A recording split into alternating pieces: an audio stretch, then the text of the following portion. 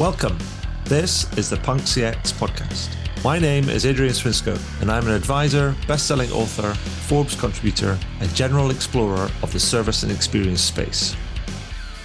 On the podcast, I seek out and interview entrepreneurs, leading business people, authors, tech leaders, academics, and generally cool people doing interesting stuff in the service and experience space. Check out the archive at adrianswinsko.com. That's enough from me. Let's get into the interview.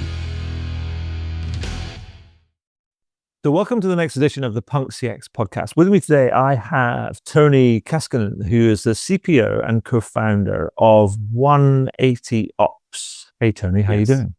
I'm doing very well. Thank you for inviting me. You're very welcome. Now, we actually met in the flesh in, I think it was Atlanta in January. I think it was. Is it January? Yeah, God, it seems such an age ago. But we've been talking and we had a chat after that, and that's why what was the background of setting up this kind of podcast. And so before we get into some of the things that we talked about, I wonder if, Toni, if you could give me a bit of a thumbnail sketch on you and the work that you do across at 180 Ops. Happy to. I first started in sales and then moved on to marketing and advertising. I worked 8 years at Ocular Networks agency in Finland, and as a planner and account director, concentrating on, customer loyalty, customer communications in direct mail and in digital services. And back then I started working on customer journey analytics. It was something that we started in 2004, and there was mass customization professor from MIT, Jarmo Suominen, guiding us forward. And that led to the kind of discoveries and insights that I've published 5 books about and 4 best practice articles in AdMap and Work. And then moved on to media agency side I was running the intelligence and insights team, working as a strategist, and later on also run the CX business, which was about really automating customer service experiences and optimizing own channels and so on. All this work and writing books and creating theories, it was something that led me to more concentrate on transformational work for the biggest telcos and retailers. And I would say that journey from learning from bottom up, like the customer journeys and practical insights that were there, then transformed into something that allowed me to communicate about the priorities in a corporate management, the resource allocations and priorities, and allowed me to do different type of work. And as an outcome, that journey and all that learning is now turning into an engine. Mm-hmm. My dream was that at some point I would come up with something that my billing and my salary would not be dependent on the hours that I spent with customer. There you go. And finally, I think I'm there now. Awesome. I mean, so to dig into that a little bit, I mean, we were chatting recently, and you were riffing on a number of blind spots related to those, insights and kind of data analysis and resource allocation and things that you think kind of organizations suffer from when it comes to, particularly when it comes to understanding their customers, their growth, and where they should be focusing their resources. And I thought, actually, blind spots, we love a bit of a blind spot, really, because it speaks to kind of opportunity. And so I thought it'd be a good idea to have you on the podcast so we could shine a light on some of these blind spots and then get people to think about them. And so I thought it'd be just good just if we go through some of these blind spots and you can tell me about what they kind of mean. And so there's 5 of them. So let's go through each one. And so the first one you talked about, it's blind spot number 1. You said that offering penetration as a CX measure is something that's completely missed and it should be systemically measured and managed. And I was like going, okay, I have no idea what that means.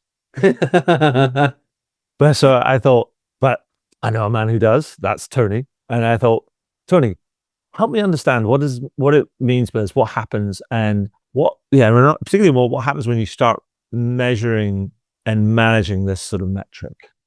Yes. So this is something that I learned in my consulting days, and when you start looking into offering penetration, so how many offerings are customers actually using, you come up with a figure that shows that majority, like 80% of customers, are only using one or two offerings. Mm-hmm.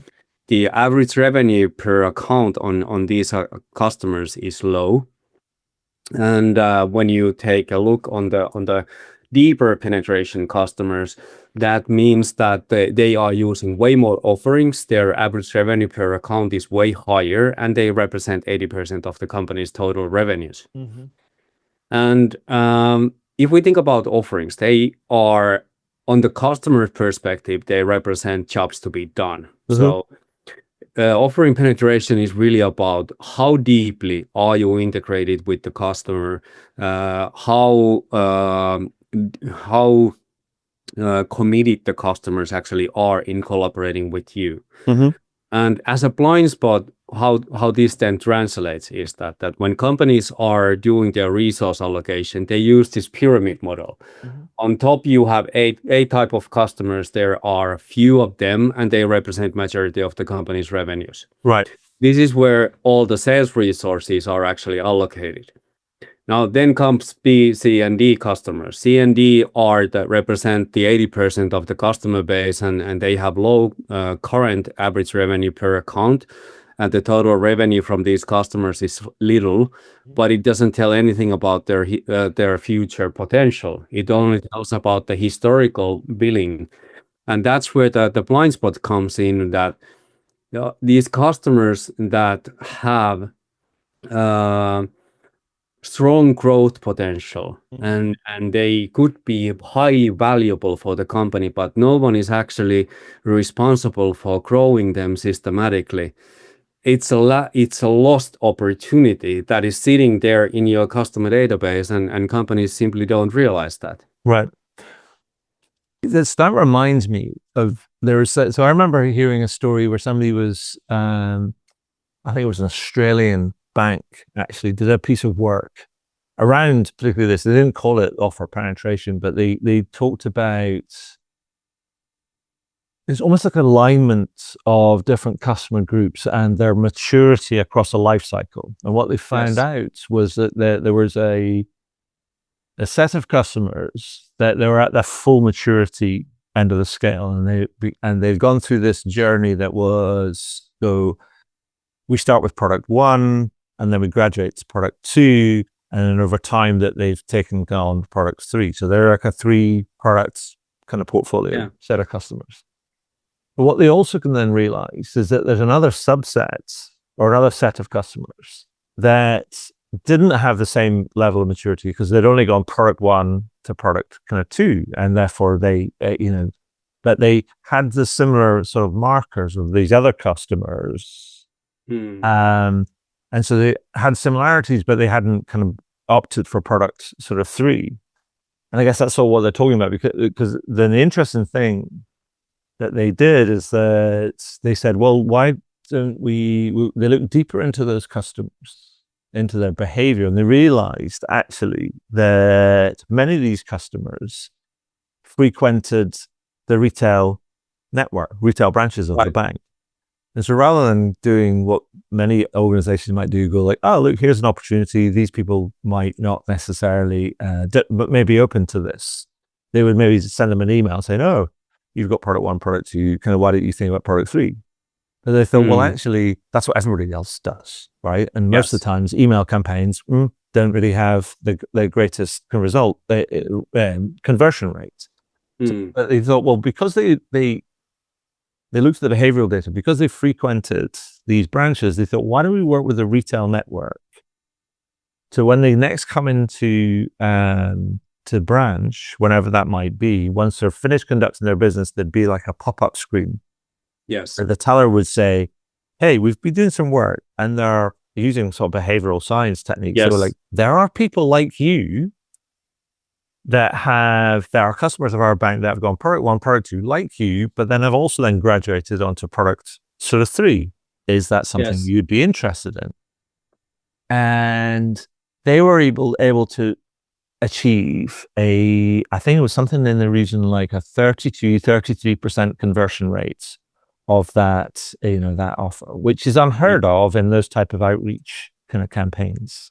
But did it so because it was properly aligned around offer penetration, behavioral characteristics, behavioral science techniques, not really hard selling, Well, just like soft selling. And I think that's what you're talking about, right? yes, it is exactly what I'm talking about. It's for example, Ansoff matrix was designed to kind of measure the effort levels of how difficult it is to sell to different types of customers, selling familiar and non-familiar offerings to existing customers or new customers, and it clearly showed that cross-selling new familiar offerings to existing customer is the least effort. So the effort reward level in sales productivity is much higher when you are cross-selling to existing accounts. Right. But when companies don't, what we do is we create a potential model at offering level, which means that we actually have a view of the customer's total potential at offering level. So what is the wallet size in total and at different offerings? And that allows us to kind of change the way how companies see priorities. Right. The thing is that this is something that unless you actually model it and bring it to people's attention, it's not clear that are you doing the right things or not. Right. And is that related to the sort of and connected to the second blind spot that you mentioned, which was about strategic segmentation and portfolio goal? Yes, it definitely is. Can tell me about that sort of connection and that sort of particular blind spot. When I've been doing strategic segmentations, what I'm talking about now is larger B2B companies, which means like telcos and bigger players that have dozens, and they might have tens of thousands of SKUs. They have a lot of different types of services. The nature of these services can be widely different. You can have in an individual company, you can have SaaS offering and then people services, professional services. You can have hardware in sales, investment goods, and so on. So the variety can be stunning. Now, when I've been doing this consultatively, I've been doing value chain analysis because on the value chain, different types of companies have different jobs to be done.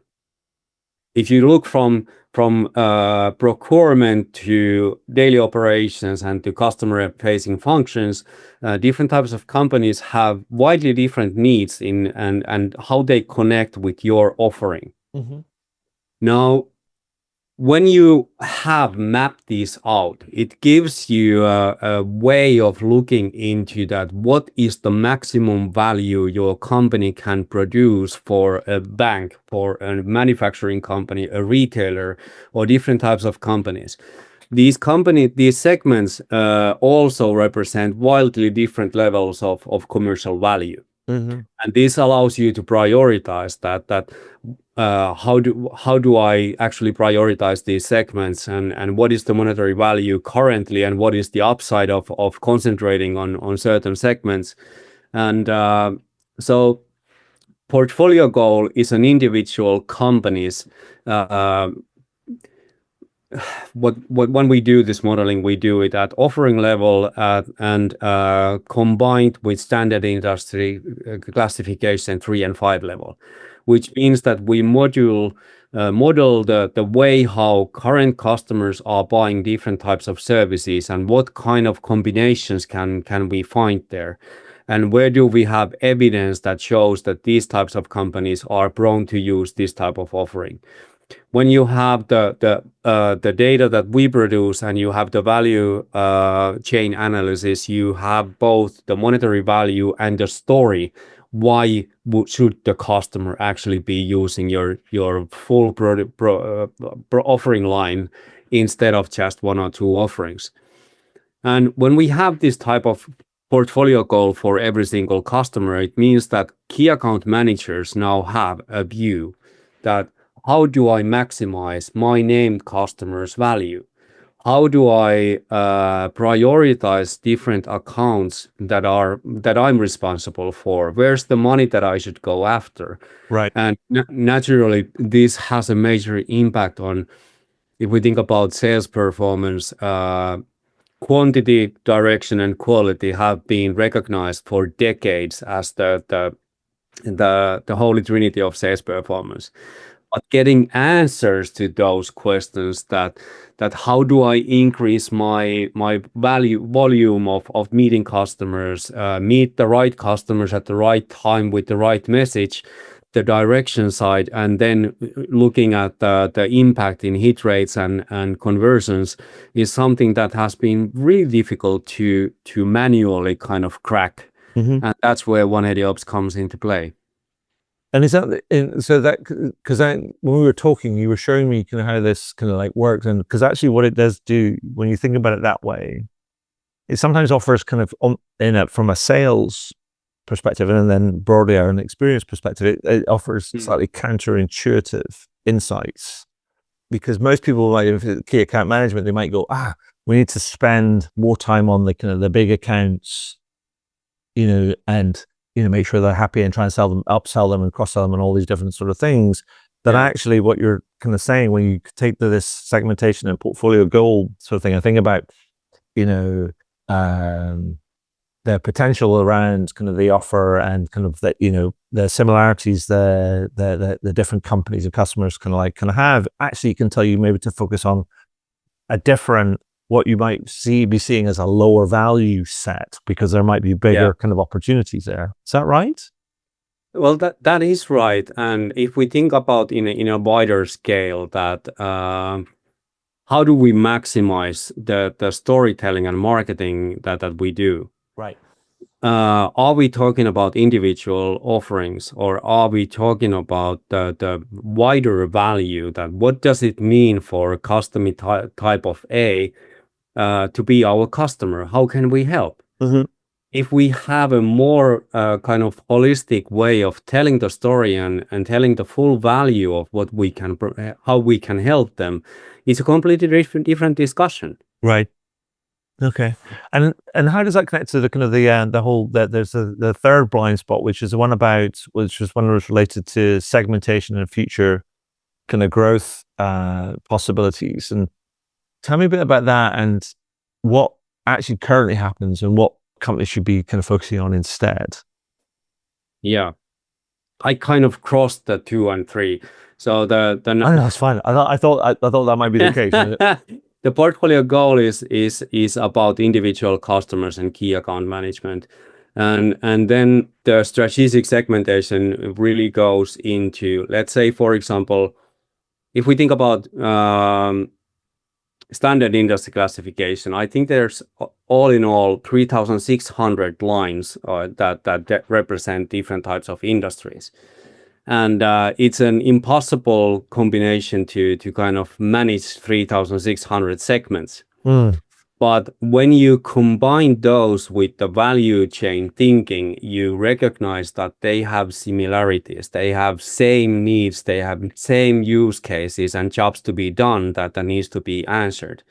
And when you kind of get there, you can kind of put together like 6 to 8 large segments that have the same needs, the same purposes, and that's really something that should be the corporate management foundation. That how do we actually run our operations? Where are the priorities? How do we maximize the value of the assets that we have, called products and services? Right. And so many companies, for example, I've worked with companies who had 6 to 8 segmentation tools in their disposal, and they were using them, but no kind of overlapping strategic segmentation that would bring the group together and see the market as a whole, Right. not as a if we think about telcos, for example, they have subsidiaries, and every single subsidiary is looking at their market from their individual business perspective. What they are completely missing is the synergies between different offerings. Right. I see. As a group of companies, we actually can serve customers in many more ways. Okay. No, that's fine. I did think that there was, because these blind spots, they it's almost a bit like, it's a bit like spotlights, if you're Yes. on a dark room, but they're not Yes. necessarily distinct. There's the bits of overlap kind of between the two, but you can look at them individually, but you also can need to look at them holistically, as that they all kind of like sit and actually kind of overlap.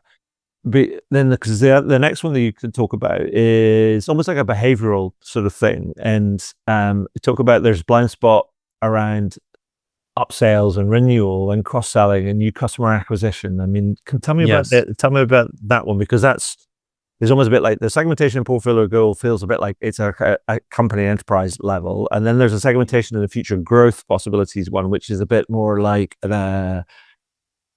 like an individual kind of level, but more kind of like customer kind of like led sort Yes. of like blind spot. But then there's a behavioral one. This blind spot number 4 is a behavioral at sales level about upsales and renewal, cross selling, and new Yes. customer acquisition. What's the kind of thing that's going on kind of here that you think is Yes. the dysfunction?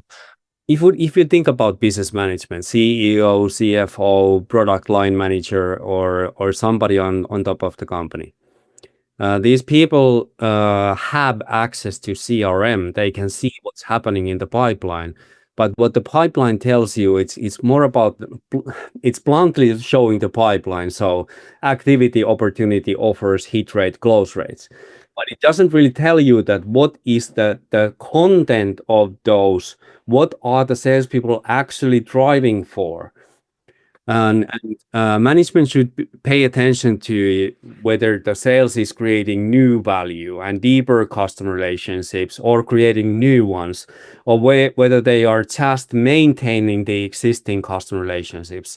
Because upselling and renewal are a lot of that is about maintaining the relationship. Mm-hmm.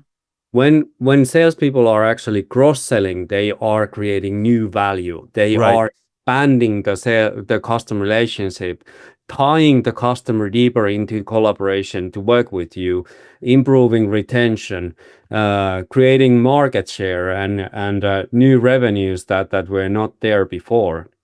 And this is something that also is about sales performance. So how do you run performance of your operations? Um, it should be actually managed as an incentive model too. Right. Because when we are incentivizing sales for sales work, we should be sure that we are actually incentivizing them to create this new value and new customer relationships and expanding market share and creating new value instead of the repetitive renewal and upselling. And so, am I right in kind of saying that, there's, when we talk about upsales and renewal and cross-selling and things, that actually some of that activity all gets lumped together, and it's like, Yeah. it's almost like it's a big signal, but you're saying that there's actually, at a stratified level, there's distinct signals within that big signal that we should be splitting out, because they're different, and then by not Yes. splitting them out, we're missing an opportunity and more insight. Oh, absolutely. We definitely do. And in terms of insights, when you sell certain offering, you have very different average deal size, time to money, effort reward levels when you are doing renewal, upselling, cross-selling, and new customer acquisition. These figures are also way different in different segments, as well as in different offerings. So in order to really manage your performance, you need to know how these differentiate. Some offerings are completely impossible to sell to new customers as a first proposal. and it should be banned because it means that what you are doing is counterproductive. You are actually steering customers away, and you're not winning, and it's just wasted time. And that's very much related to the kind of the fifth and final sort of blind spot, which is around, you need to be more strategic around how different offerings influence the customer relationship at different kind of times, to understand if you do something, sell something to one customer, that might be actually that's your one and done, and that's you're never going to go anywhere. And you need to, rather than just taking the money as well and taking the sale, filling out the order form, you'd be like, hang on, we need to be a bit more strategic about that. Yes. Is that right? Yes. Totally. How do different offerings influence the customer? I mean, how should we be splitting those things out, do you think? That's the blind spot 5. Yeah. So when we analyze offerings, we recognize that some offerings are great door openers. So creating a new customer relationship, some offerings are performing really well as a first initial offering. Then you have offerings that have a halo effect and an acceleration effect, which means that when you sell this type of offering to a customer, it feels quite natural for them to also start buying B, C, and D. Mm-hmm. So if we recognize that we have these offerings that have a halo effect, those should be introduced to customer relationships early, because that creates the adaptation curve, average revenue per account, and loyalty impact like naturally, without any push or anything like that. On the other hand, we also have offerings that play an anchor role. So they tie the customer to you. And when the markets are turbulent and we need to find ways to improve retention and loyalty, these types of offerings are the ones that kind of create that the customers become weatherproof. Yeah, right. Okay. And when we understand the role that these offerings are playing in the customer relationship, we can actually create the kind of approach that you were talking about, that let's first start with offering 1, then move on to 2 and 3. Well, we can actually segment the markets in a way that how do we grow these segments systematically? Mm-hmm. And how do we maximize the lifetime value and average revenue per account development on those accounts? Because that creates a sustainable business model where you also recognize competitive advantages that are difficult to replicate, because they are, for example, an outcome of M&A purchases and synergies between offerings and well, there's the world to be discovered that most companies don't even recognize as a challenge. Right.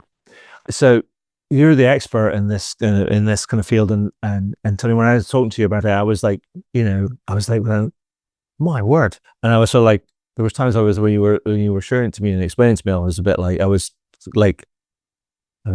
twisting my brain trying to kind of keep up, sort of thing. And I was a bit like, oh my word, it's like, this is like, this is proper data mining, kind of it's like at a fundamental level. You're looking for gold in all of this kind of data, and it might feel slightly esoteric, particularly some of the stuff I talk about, but it's really kind of like valuable. And what I wanted to do is to try and ask you then, it's like going, well, there's all these blind spots, and there's all these things that kind of companies do, and there's all the ways that they approach it.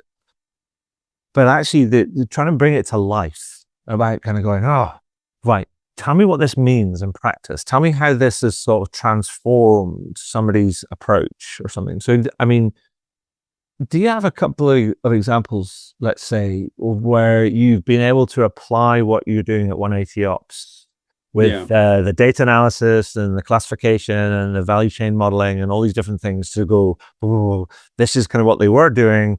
This is what we've allowed them to see. This is now what they are doing, and this is what's going to happen as a result to show us the value, as it were. Yes. If you've got a couple of examples that you can share, that'd be awesome. Well, when we start working with companies, often they have a new strategy or they have a strategic program like commercial excellence, sales transformation, RevOps, or they are starting to use OKR. So they have recognized that they need a new perspective. They need new insights to do the changes in a data-driven way. And that's where our role is really to feed those programs with situational awareness and new insights that we dig from the data. What they learn about is about Pareto principle, like the 80-20 rule. Yes. And for example, I like to kind of twist the dagger and show the customers that, well, let's look at the customers you have lost recently. Okay. And now you have lost this many customers, and among those customers, 10% of them are customers that have had millions in potential. Right. Maybe it would have been a good idea to recognize those customers in advance where the value is, so that you're not just looking that this customer that we lost had this amount of money in billing, but look at also the potential and growth trajectory that was available to be built. And that's always kind of really like making it really hurt, because that's what you need. You need pain.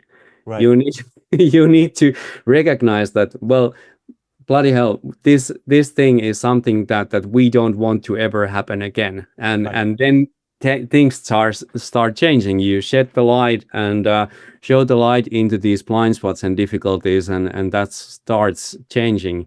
And naturally, it has a major impact on key account management and how do we actually operate it? How do we incentivize salespeople?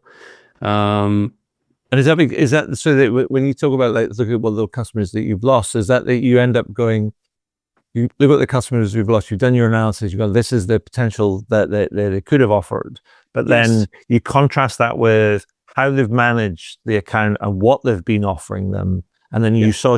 show that actually that was possibly the wrong move. This is a better move, and if you had done this, they might have been able Well, to retain that and create kind of more value for both them and also for you. the thing is that most of the companies change when they recognize that they have no other choice. They need to change. Okay.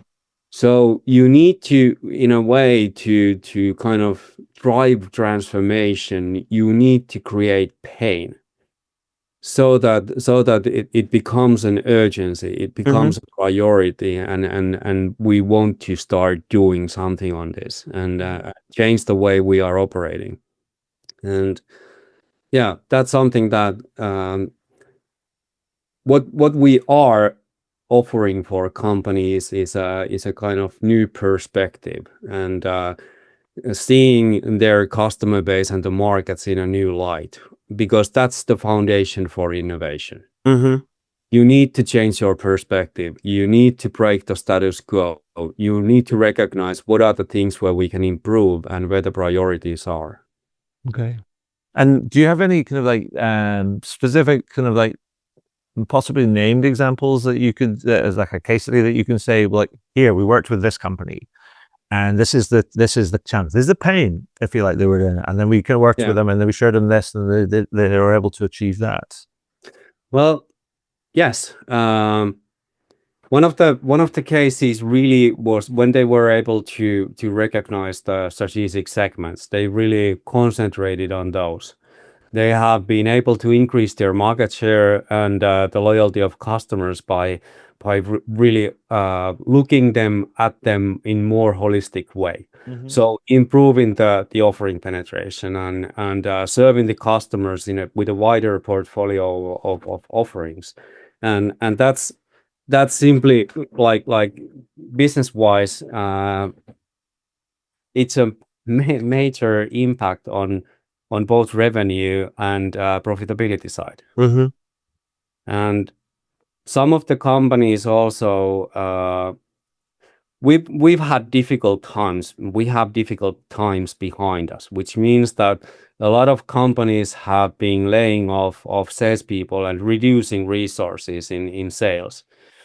Now, getting higher results with existing sales force that you now have means that you need to show direction for the salespeople, that where should they concentrate on and how can they perform to the maximum. Mm-hmm. And that means that from meeting to opportunity to deal, or offer and offer to deal, percentages are increasing. Mm-hmm. And that's where it's an incremental change mostly, but when it starts kind of accumulating, and it's really something that has an impact on the profitability of the companies. Yeah, I mean, I actually think about it in a way that, it's the way that I think about some of these things is just at a really kind of like high level. I say that, and on a very simple level, is that I say that,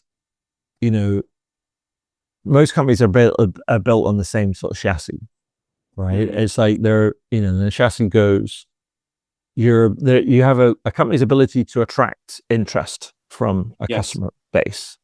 Then you have a company's ability to convert that interest into custom, and that drives the number of customers that you have. Yeah.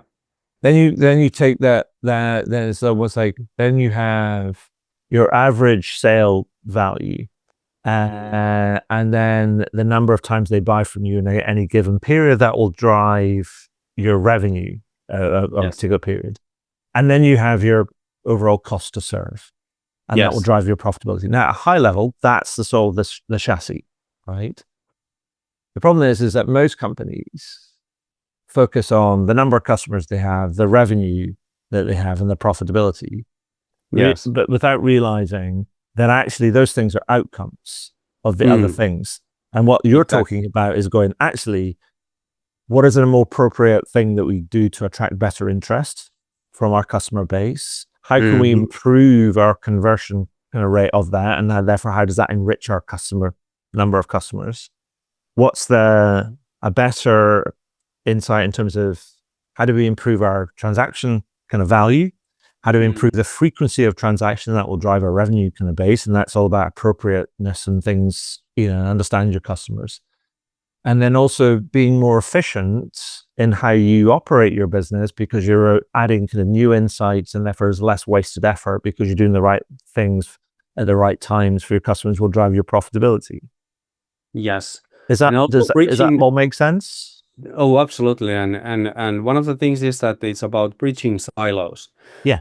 When I wrote the book, Path to Growth and Profitability, which is available in Amazon, the president and CEO of the biggest bank in Finland, who has made his doctorate on agile strategy or living strategy, he said that the thing he really appreciates in our approach is that we are creating strategic view of the market, bottom up and outside in. Mm-hmm.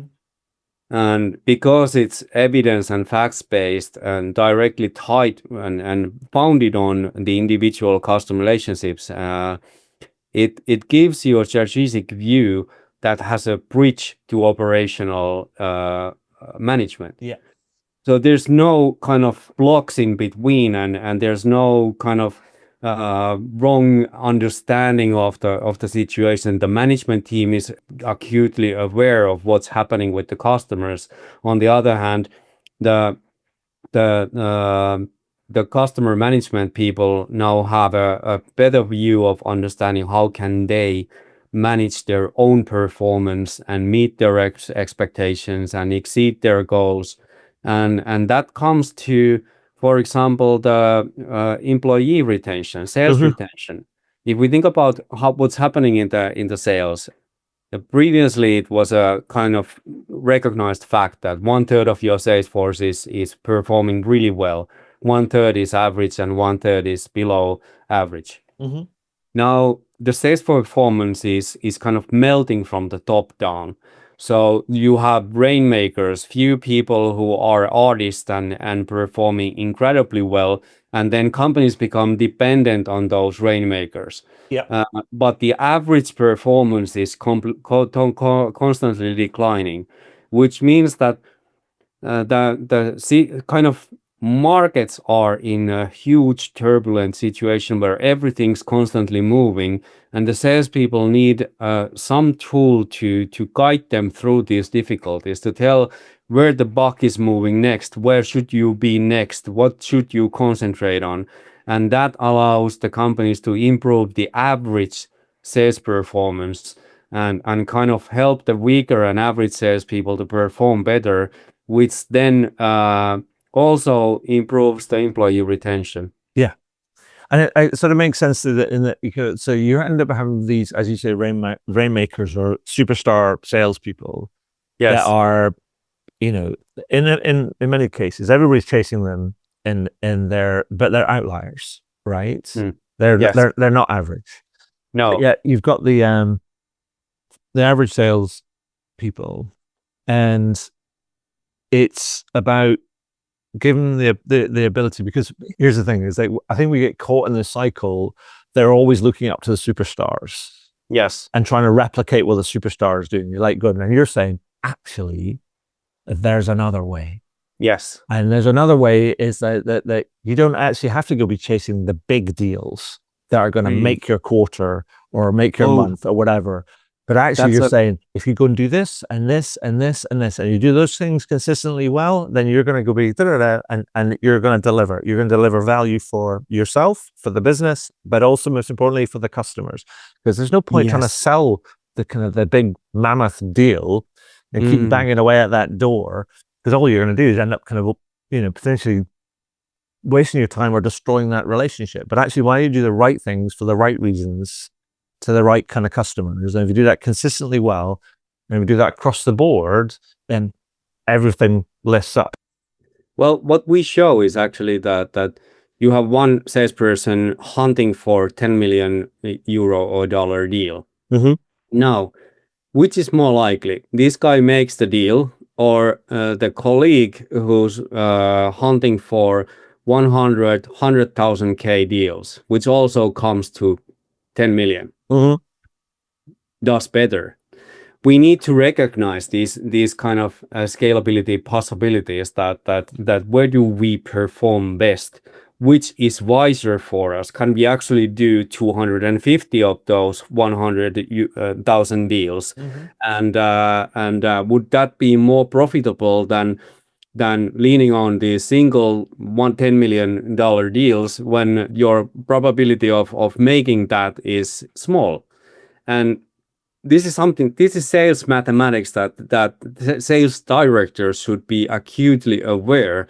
And we bring that data available so that they can actually analyze that what should I do? What should I expect my salespeople to do? What is the best use of their time? Yeah.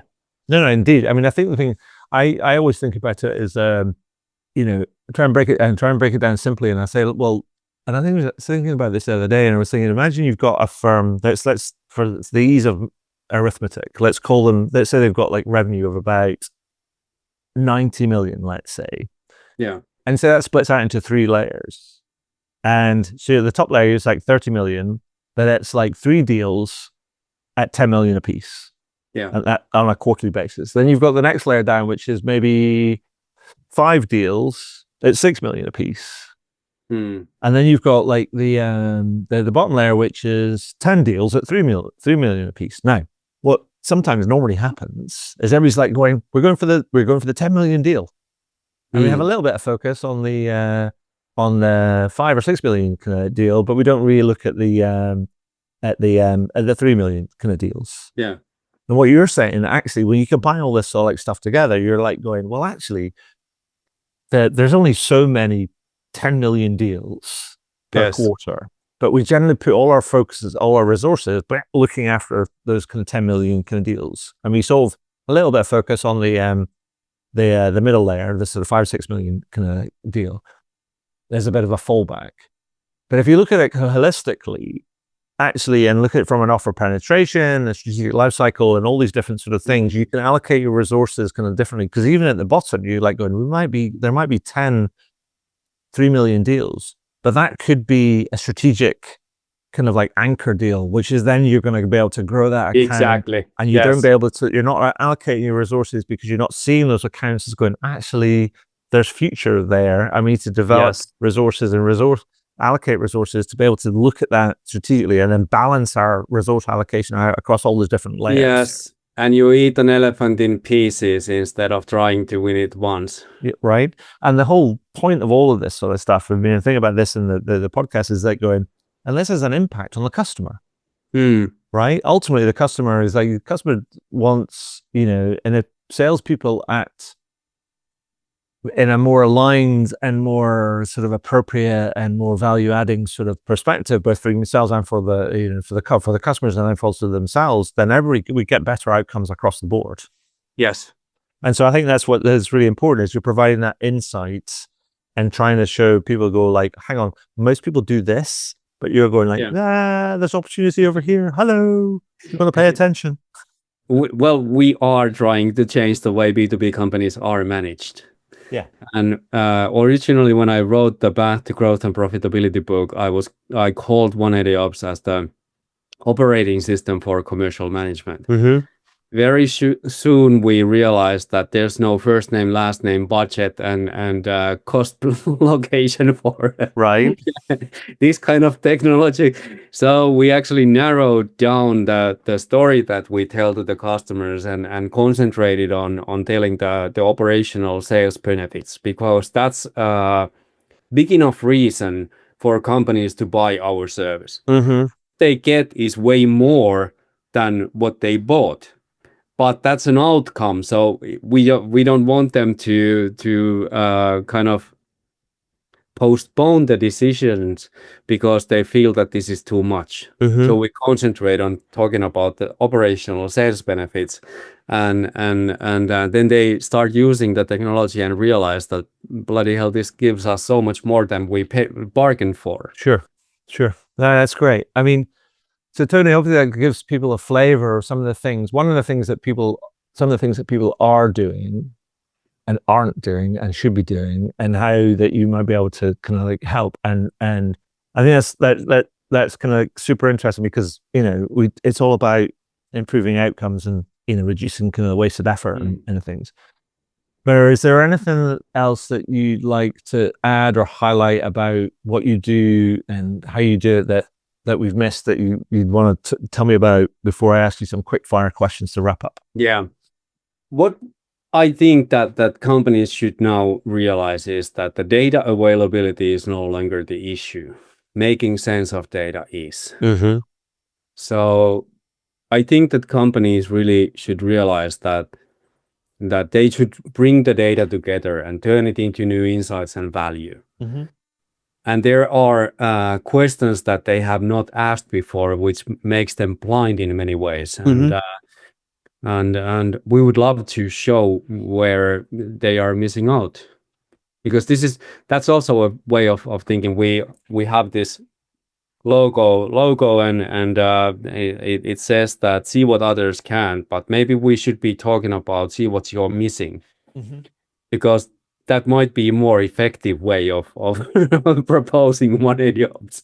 Yeah, well, I think also the thing that it seems to me that you add as well is that it's not just modeling based on your own internal data.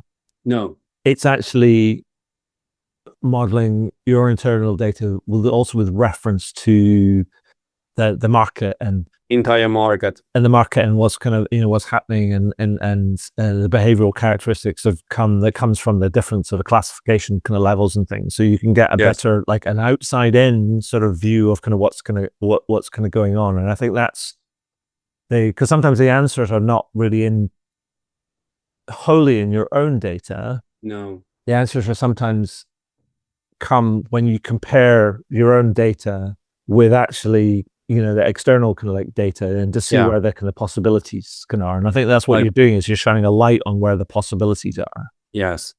And also using macroeconomic data like interest rates and energy prices and things that have an impact on customers, because eventually when it has an impact on those customers, it will have an impact on your customer relationships too.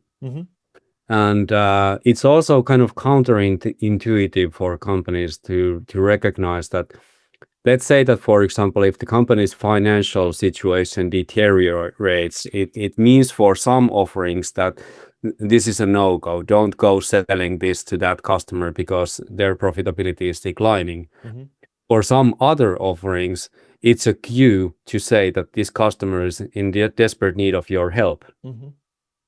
Like, for example, outsourcing is this type of business that when companies are declining faster than their cost structure can be adjusted, it means that customers are actually open to change their fixed cost into action-based cost model and outsource the collaboration.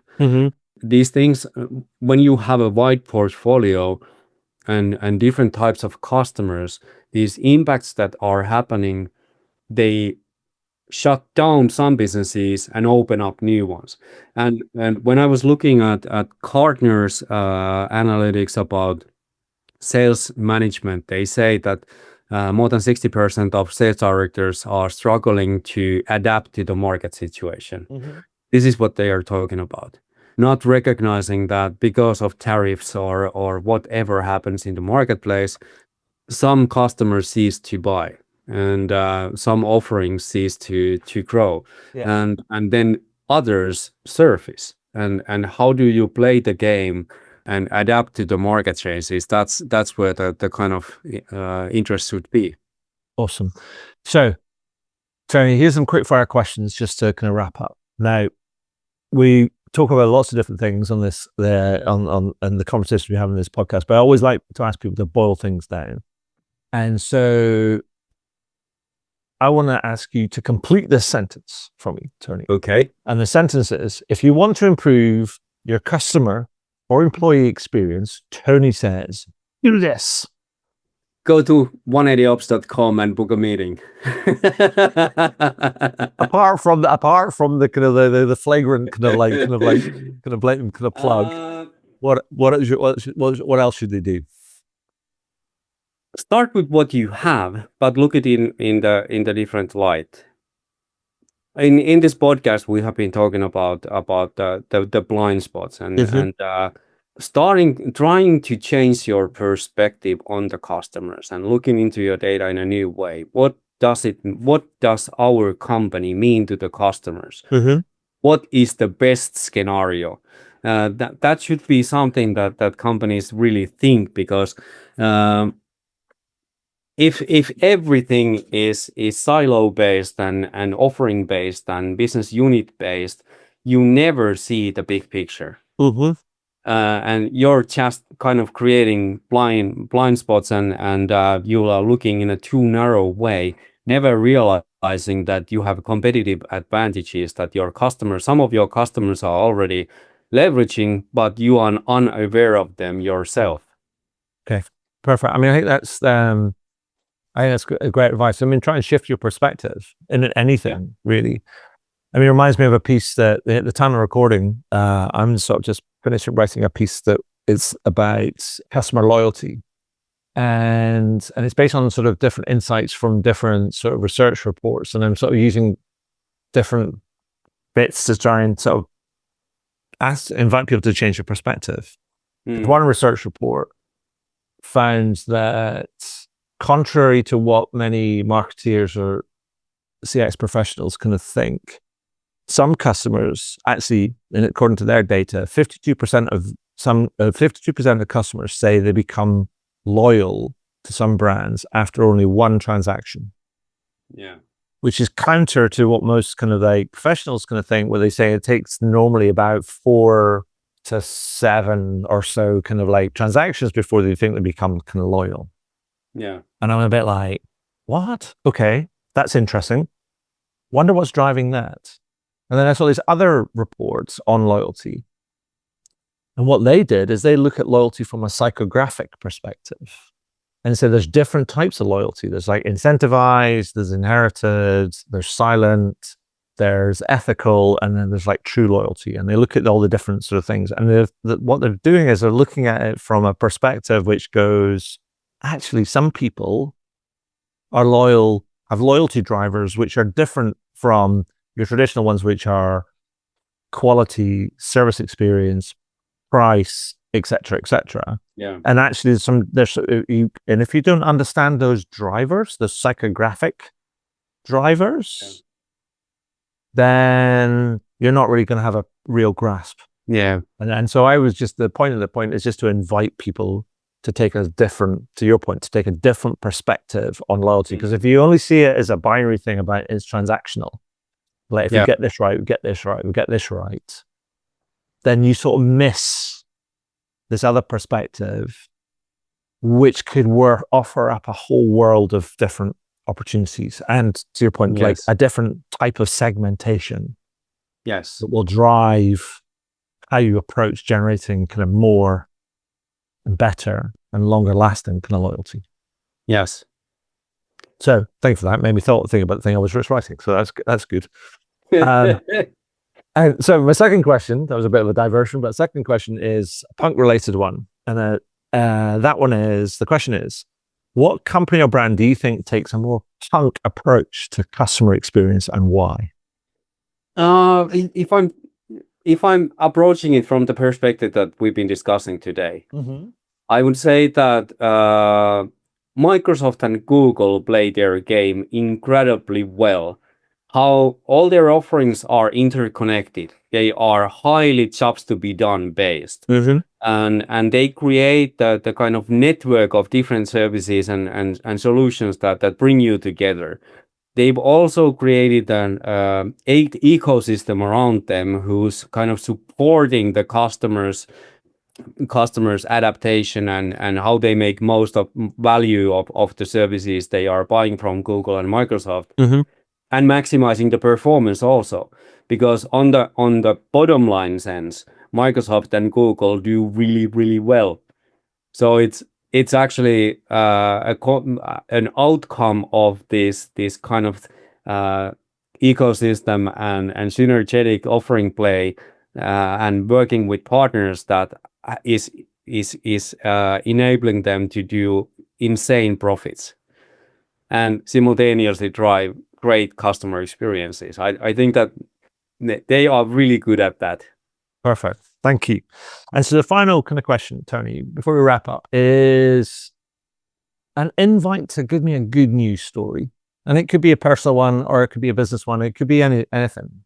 Because the world's it feels like it's in choppy waters right now. There's all sorts of weird stuff kind of going on. And the news is populated with, all sorts of bad news. And so I invited people to share a good news story. Kind of make us smile, Tony. Make us feel warm and fuzzy on the inside. I don't know if this brings that to light, but realizing the fact that you are working in a company that has underlying competitive advantages and ways of growing faster that you already have. There's already proof of them, but you just need to scratch the surface and find the clues so that you kind of can accelerate and scale those benefits and take them to the marketplace. But when I've been looking into these mid-cap and large enterprises, I've been finding those everywhere. And the wonderful thing about it is that actually this is also something that what should you do now?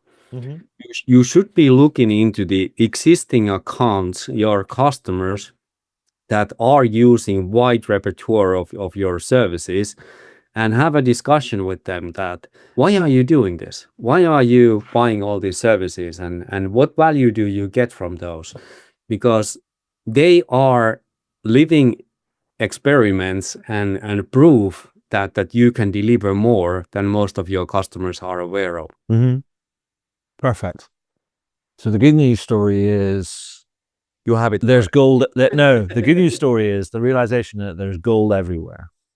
Yeah. We just have to go and look for it. And then, and that's the kind of the thing. So there's a world of potential.